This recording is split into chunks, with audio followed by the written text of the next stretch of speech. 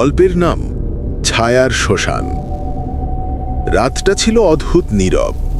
গ্রামের পূর্ব দিকে পুরনো শ্মশানের কাছে বাতাস সবসময় ঠান্ডা থাকে, কিন্তু সেদিন সেখানে অস্বাভাবিক একটা গরম হাওয়া বইছিল, যেন মাটি নিজেই শ্বাস ফেলছে। মানুষজন বলে ওই শ্মশানে রাতের পর কাউকে দেখা যায় না, কিন্তু পদচিহ্ন দেখা যায় অনেক। কারো নয়, কিছু একটা যার আকার মানুষের মতো, কিন্তু পায়ের দিকে নখের দাগ থাকে গভীর। কেউ যায় না সেখানে, শুধু এক ব্যক্তি ছাড়া, মালেক। তার কাজ মৃতদেহ দাহ করা আর জ্বালানি কাঠ দেখে রাখা। সেদিন রাতে মালেক আগের মতোই লণ্ঠন হাতে কাজ করছিল, কিন্তু লণ্ঠনের আলোটা বারবার কেঁপে উঠছিল অকারণে, যেন বাতাসে নয়, কাউকে দেখে পিছিয়ে যেতে চাইছে। মালেক তখন চুল্লির পাশে কাঠ সাজাচ্ছিল। হঠাৎ পিছন থেকে শোনা গেল কেমন যেন চাপা শব্দ, খর খর। মানুষের শ্বাস নয়, ভেজা কাপড় চিপে ধরা হলে যেমন শব্দ হয়, ঠিক তেমন। সে ঘুরে তাকিয়ে দেখল খালি, কিন্তু মাটির উপর ছায়া পড়ছে একটা, যেন কারো লম্বা হাত হাঁটু পর্যন্ত নেমে আছে, কিন্তু সেই ছায়ার সামনে কেউ নেই। মালেকের হাত কাঁপতে লাগলো।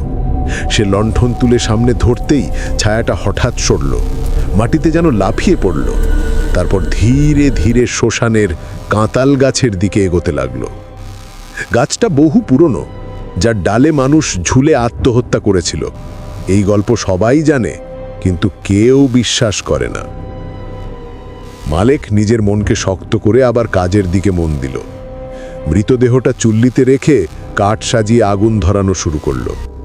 ঠিক তখনই আগুনের রং নীল হয়ে গেল। নীল আগুন জীবনে কখনো দেখেনি মালেক। আগুনটা মৃদু ফিসফিস করতে লাগলো, যেন কেউ এর ভেতর থেকে কথা বলছে। আর ওই মুহূর্তেই কালো ধোঁয়ার সাথে সাথে একটা আকৃতি উঠে দাঁড়ালো চুল্লির ভেতর থেকে। মুখ নেই, চোখ নেই, শুধু একটা ফাঁকা গর্ত দুই জায়গায়, যেন কেউ ভেতর থেকে তাকিয়ে আছে। সেই ফাঁকা চোখ দুটো মালেকের দিকে স্থির হয়ে রইল। মালেক পিছিয়ে যেতে গিয়ে হোঁচট খেয়ে পড়ে গেল। মাটিতে পড়তে পড়তে দেখল ওটা ধীরে ধীরে চুল্লির বাইরে নেমে আসছে। হাত দুটো খুব লম্বা, আঙুলের ডগায় আগুনের অঙ্গার লেগে আছে। শরীর নেই, কেবল ছায়ার মতো কালো ধোঁয়া। ওটা মাটির কাছাকাছি নেমে গিয়ে ফিসফিস করল, তুই কেন ডেকেছিস? মালেক মাথা ঝাঁকিয়ে বলল, আমি কাউরে ডাকি নাই, আমি তো শুধু কাজ করতাছি। ওটা কাছে এগিয়ে এলো। কাজ? আজকের লাশটা তুই চিনোস? মালেক থমকে গেল। চিনতে হয়?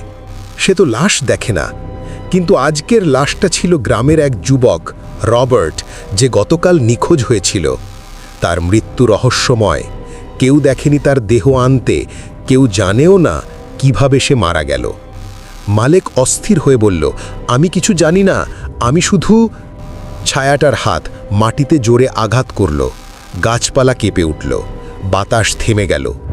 সে মরতে চায়নি, তাকে কেউ এখানে পাঠাইছে। তুই আগুন ধরাইছিস, এখন দরজা খুলে গেছে। শ্মশানের চারপাশে হঠাৎ পায়ের শব্দ শোনা যেতে লাগল, যেন বহু মানুষ একসাথে হাঁটছে, কিন্তু কেউ দেখা যাচ্ছে না। মালেক চারদিকে তাকিয়ে দেখল, গাছের ডালগুলো আস্তে আস্তে মাথা নাড়ছে। ছায়া ছড়িয়ে পড়ছে মাটির ওপর, প্রতিটি ছায়া যেন মানুষের, আর সবাই চুল্লির দিকে তাকিয়ে আছে। মালেক উঠে দৌড়ে পালাতে গেল, কিন্তু গাছের ছায়া তার পা জড়িয়ে ধরল। মাটির নিচ থেকে অন্ধকারের হাত বেরিয়ে এসে তাকে টেনে নিতে লাগল। মালেক চিৎকার করে উঠল, বাঁচাও, কেউ আছে? কিন্তু শ্মশানে কেউ আসে না, শুধু আগুন আর ছায়ারা থাকে। মাটির ভেতর টেনে নিতে নিতে ছায়াটা শেষ কথা বলল, শ্মশানে যার নাম উচ্চারণ হয় সে আর ফেরে না। পরদিন সকালে মানুষজন শুধুই দেখল মালেকের লণ্ঠন পড়ে আছে। মাটি ছিল নরম, যেন কেউ গভীর গর্ত খুঁড়ে আবার ঢেকে দিয়েছে। চারপাশে ছায়া নেই, আগুন নেই, শুধু একটা পোড়া গন্ধ, ভেজা কাপড়ের মতো। আর তখন থেকেই রাতের পর শ্মশান থেকে শোনা যায় ফিসফিস, আগুন খুলাইছিস, দরজা খুলাইছিস।